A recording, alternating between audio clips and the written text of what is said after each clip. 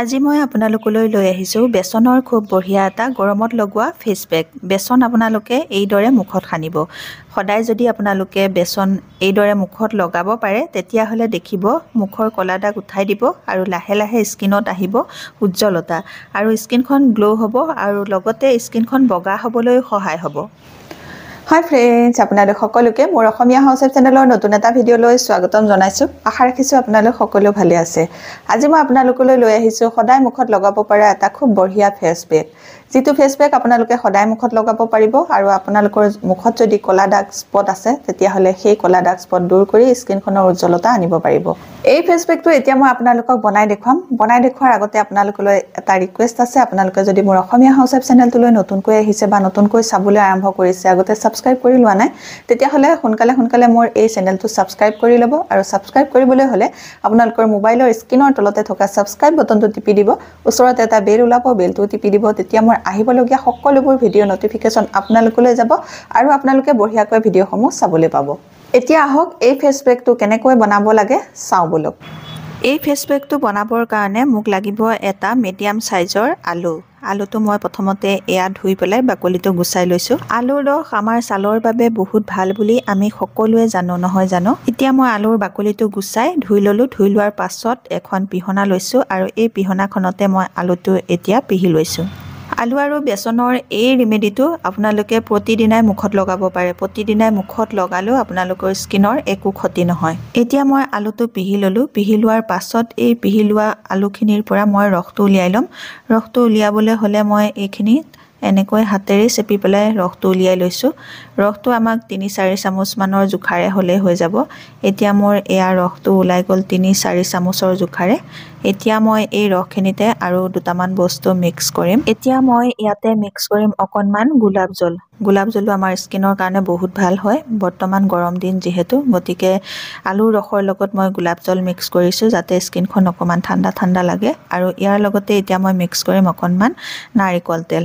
নাৰিকল তেলো আমাৰ স্কিনৰ কাৰণে ভাল, স্কিনখন ঠাণ্ডা কৰিবলৈ সহায় কৰে। ইয়াৰ পাছত মই এয়া মৌ মিক্স কৰিম। মৌটোৱে আমাৰ স্কিনৰ উজ্জ্বলতা আনিবলৈ সহায় কৰিব আৰু লগতে স্কিনখন হাইড্ৰেট কৰি ৰাখিব।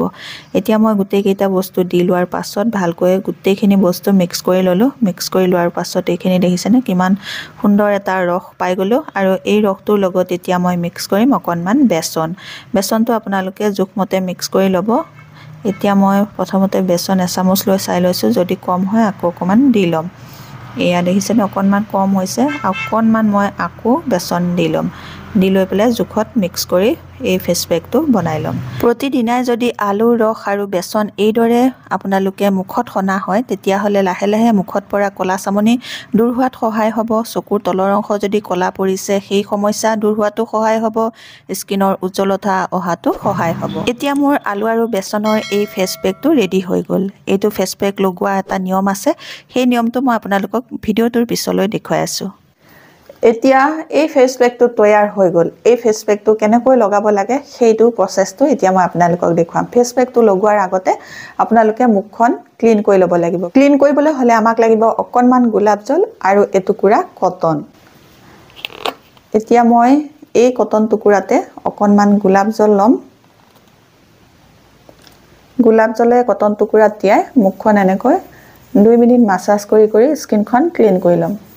এনেকৈ যদি আপোনালোকে মুখখন চাফা কৰে তেতিয়াহ'লে মুখখন ভালকৈ চাফা হ'ব, নোমৰ গুৰিবোৰো চাফা হৈ যাব, স্কিনখন ডিপ ক্লিন হ'ব। তাৰ পাছত যেতিয়া আপোনালোকে ফেচ পেকটো লগাই দিব তাৰ পৰা আপোনালোকে সোনকালে ভাল ৰিজাল্ট পাব। আপোনালোকে যেতিয়া ক্লিন কৰিব ডিঙিলৈকে ক্লিন কৰি ল'ব আৰু যেতিয়া ফেচ পেকটো লগাব আপোনালোকে ডিঙিলৈকে ফেচ পেকটো লগাব, তেতিয়া ডিঙিৰ স্কিনটো আৰু মুখৰ স্কিনটো মিলি থাকিব। 2 মিনিট মাছাজ কৰি কৰি মই স্কিনখন চাফা কৰি ল'লোঁ আৰু চাফা কৰি লোৱাৰ পাছত এতিয়া ফেচ পেকটো কেনেধৰণে লগাব লাগে সেইটো দেখুৱাম। প্ৰথমতে আপোনালোকে এই ফেচ পেকটো ভালকৈ এনেদৰে মুখত লগাই ল'ব। এই ফেচ পেকটোৱে আপোনালোকৰ ফেচ ৱাছৰো কাম কৰিব। সদায় মুখত চাবোন বা ফেচ ৱাছ লগোৱাটো স্কিনৰ কাৰণে একেবাৰে ভাল নহয়। সেইকাৰণে সপ্তাহত আপোনালোকে 2 দিন ফেচ ৱাছ ব্যৱহাৰ কৰিব আৰু বাকী 5 দিন আপোনালোকে বেচনৰ এই ফেচ পেকটো ব্যৱহাৰ কৰি মুখখন চাফা কৰিব পাৰিব। এতিয়া মই লগাই ল'লোঁ ফেচ পেকটো। লগাই লোৱাৰ পাছত আপোনালোকে চাৰ্কুল মোচনত 5 মিনিট মাছাজ কৰিব লাগিব।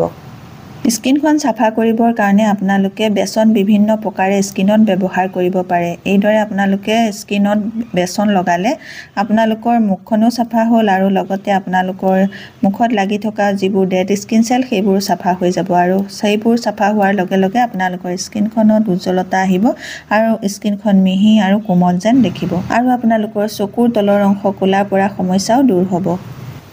হৈ গ'ল মাছাজ কৰা 5 মিনিট। এই ফেচ পেকটো আপোনালোকে গা ধুওঁতে গোটেই গাতে লগাই 5 মিনিট মাছাজ কৰি ধুই দিলে আপোনালোকৰ স্কিনৰ ক'লা চামনি যদি পৰিছে লেতেৰা হৈছে তেতিয়াহ'লে সেইসমূহ চাফা হোৱাত সহায় হ'ব। এতিয়া এনেকৈ লগাই 10 মিনিট ৰাখি যেতিয়া শুকাব আপোনালোকে এইটো কেনেধৰণে এৰুৱাব লাগিব, শুকোৱাৰ পাছত মুখখন ধুই কি লগাব লাগিব ভিডিঅ'টো পিছলৈ মই কৈ আছোঁ।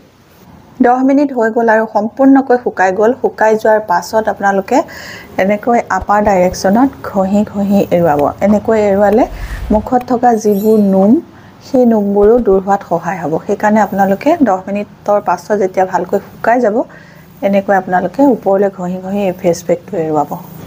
মই ঘঁহাৰ দৰে আপোনালোকে এনেকৈ আপাৰ ডাইৰেকশ্যনত মুখখন ঘঁহি ঘঁহি আপোনালোকে এই ফেচ পেকটো এৰুৱাব। এনেকৈ এৰুৱালে মুখত লাগি থকা নোমবোৰ ভালকৈ চাফা হৈ যাব।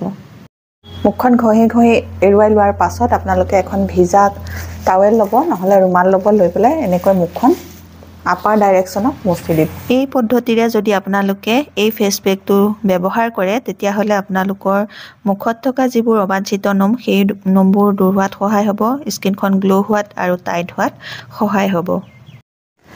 এতিয়া মোৰ মুচি হৈ গ'ল। মুচি হৈ যোৱাৰ পাছত এতিয়া মই ঠাণ্ডা পানীৰে মুখখন ভালকৈ এবাৰ ধুই ল'ম। ধুই লোৱাৰ পাছত আপোনালোকে কি লগাব লাগিব সেইটো দেখুৱাই আছোঁ। মুখখন ধুই লোৱাৰ পাছত আপোনালোকৰ স্কিনখন চুই খুব ছফ্ট যেন লাগিব আৰু বগা যেন দেখিব। মুখখন ধুই আহিলোঁ। মুখখন ধোৱাৰ পাছত এতিয়া লাগিব অকণমান গোলাপ জল। গোলাপ জল অকণমান আপোনালোকে এনেদৰে হাততে লৈ ল'ব, লৈ পেলাই মুখত লগাব।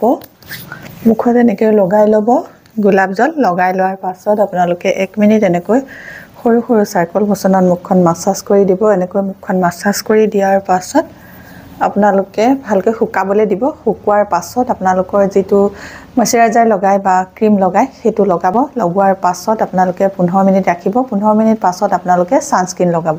ছানস্ক্ৰীন নলগোৱাকৈ আপোনালোকে দিনত নাথাকিব, কাৰণ এতিয়া বহুত প্ৰখৰ ৰ'দ আৰু গৰম, আৰু এই প্ৰখৰ ৰ'দ আৰু গৰমত আমাৰ ছালখন ক'লা পৰি যায়। সেইকাৰণে ছালখন ক'লা নপৰিবৰ কাৰণে আপোনালোকে ছানস্ক্ৰীন লগাই থাকিব।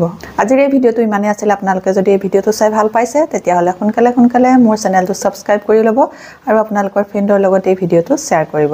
নতুন এটা ভিডিঅ'ৰ সৈতে, নতুন এটা টিপছৰ সৈতে আপোনালোকৰ মাজলৈ আগবাঢ়ি আছোঁ। তেতিয়ালৈকে নমস্কাৰ, আজিলৈ আহোঁ।